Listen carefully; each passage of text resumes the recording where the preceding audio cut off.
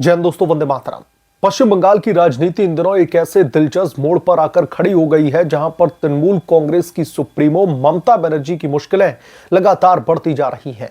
कभी उनके करीबी और विश्वास पात्र कहे जाने वाले हुमायूं कबीर अब उनके लिए एक ऐसी राजनीतिक हड्डी बन चुके हैं जिससे न तो ममता बनर्जी निगल पा रही हैं और ना ही उसे उगल पा रही हैं।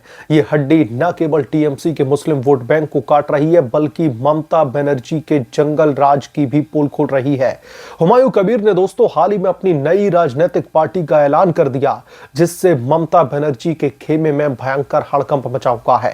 राजनीतिक गलियारों में चर्चा है कि यह कदम ममता बनर्जी की सत्ता से विदाई को तय कर सकता है क्योंकि बंगाल की राजनीति में मुस्लिम वोटर्स की भूमिका बेहद ही निर्णायक रहती है।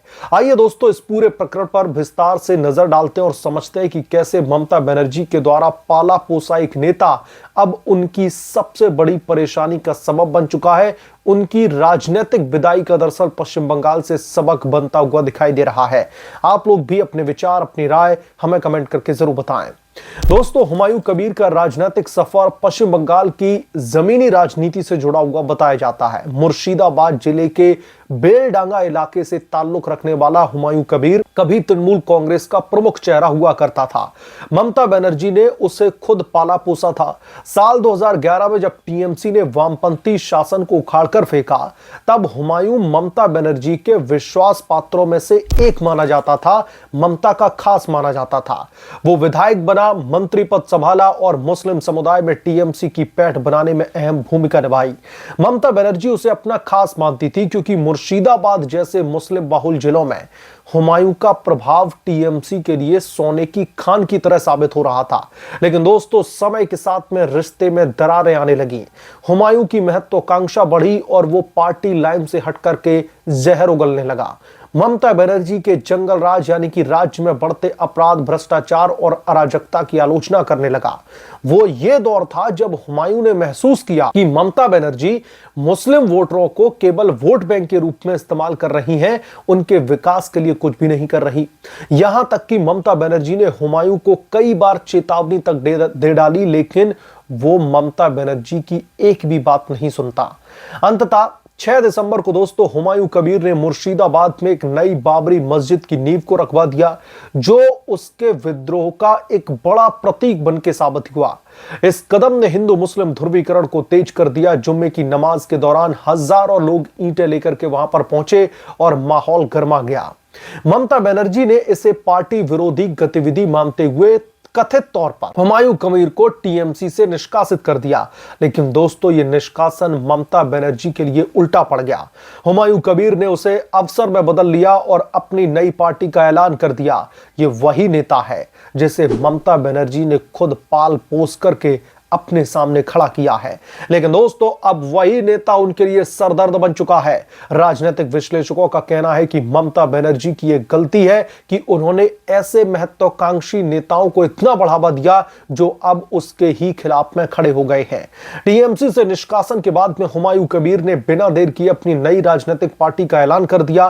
पार्टी का नाम रखा गया जनता उन्नयन पार्टी, जिसका मतलब है आम जनता के विकास पर फोकस। वैसे हुमायूं कबीर भी कोई दूध का धुला हुआ नहीं है, मुस्लिम तुष्टीकरण की राजनीति कर रहा है। मुर्शिदाबाद के रेजी नगर में आयोजित एक बड़ी सभा में इसका औपचारिक लॉन्च कर दिया गया। हुमायूं ने दावा किया कि उसकी पार्टी साल 2026 के पश्चिम बंगाल के विधानसभा के चुनाव में सभी 294 सीटों पर चुनाव लड़ेगी। खास तौर पर मुर्शिदाबाद जिले की 22 सीटों में से 10 सीटें जीतने का दावा भी ठोक दिया, जहां पर मुस्लिम आबादी 70% से अधिक बताई जाती है।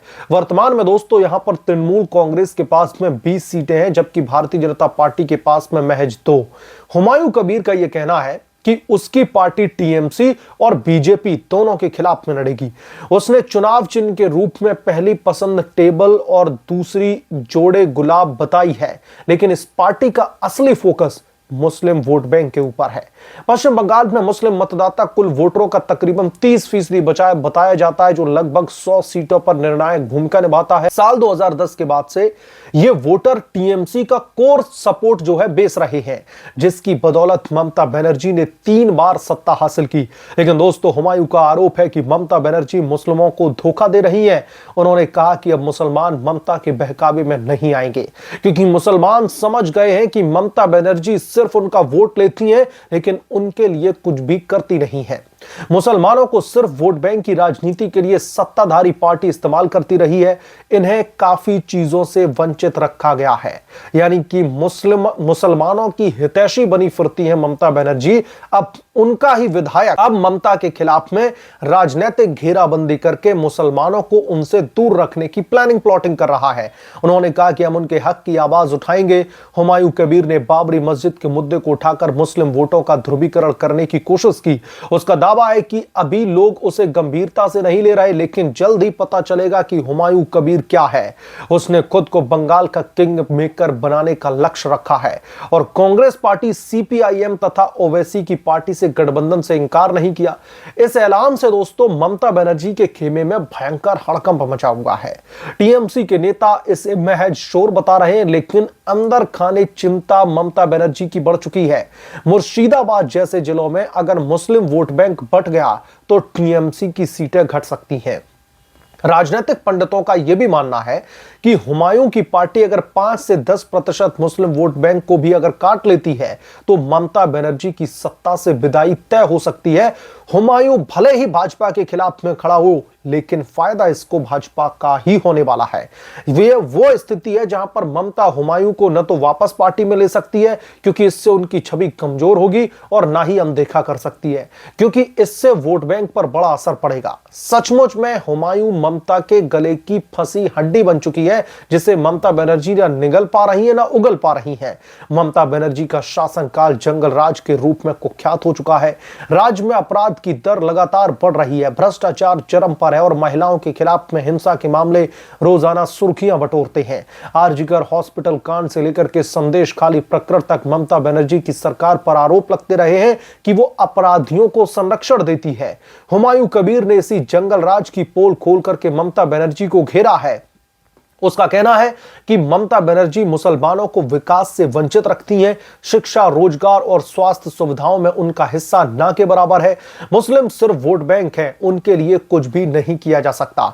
हुमायूं कबीर का दोस्तों ये बयान मुस्लिम समुदाय में गूंज रहा है। ये विडंबना है कि हुमायूं को ममता ने खुद पाला था।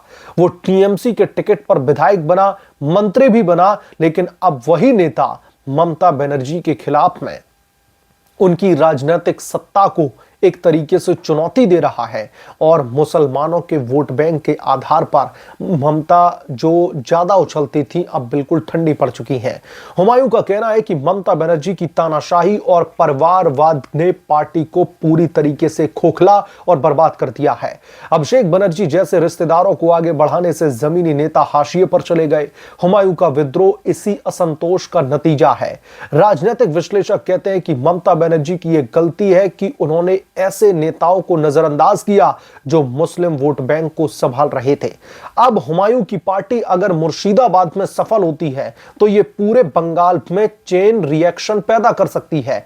ममता बनर्जी की मुश्किलें और भी ज्यादा बढ़ेंगी, क्योंकि बीजेपी पहले से ही हिंदू वोटों को साथ में लेकर आने का प्रयास कर रही है और अब मुस्लिम वोट बैंक बंटने से टीएमसी का आधार बहुत कमजोर पड़ सकता है।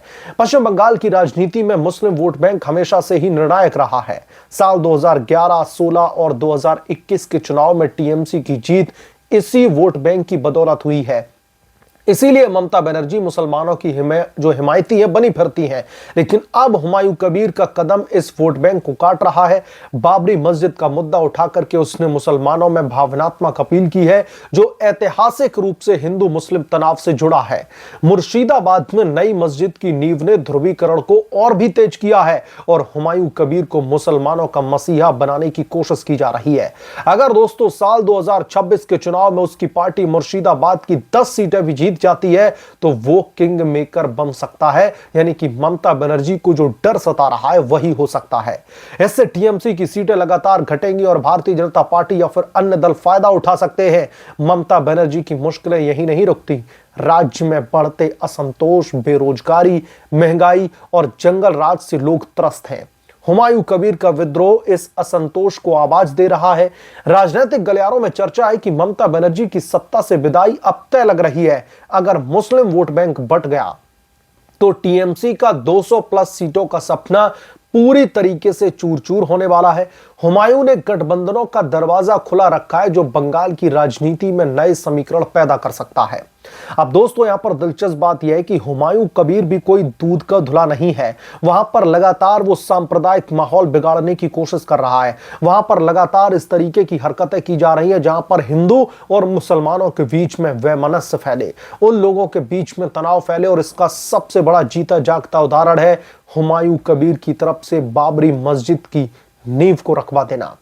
और इसकी वजह से अब वहां पर जो राजनीतिक संकट है वो मंडराता दिख रहा है। लेकिन यहां पर अगर हम ममता बनर्जी के राजनीतिक किला को देखें तो हुमायूं कबीर ममता बनर्जी के राजनीतिक किले को भेदने की कगार पर खड़ा है, क्योंकि जिस मुस्लिम वोट बैंक की तुष्टीकरण की राजनीति के बलबूते ममता बनर्जी अभी तक फलती फूलती आई हैं, अगर वो मुस्लिम वोट बैंक बिखर जाता है, यानी कि अभी असदुद्दीन ओवैसी भी अपनी पॉलिटिकल पार्टी को लेकर के चुनावी मैदान में उतरने वाले हैं। हुमायूं कबीर ऑलरेडी मुस्लिम वोट बैंक को अपनी तरफ लुभाने की कोशिश कर रहा है। लेफ्ट के पास में भी अच्छा खासा आधार माना जाता है, अच्छा खासा नहीं तो कुछ परसेंटेज ही सही, कम से कम वोट काटने का काम तो कर देगा।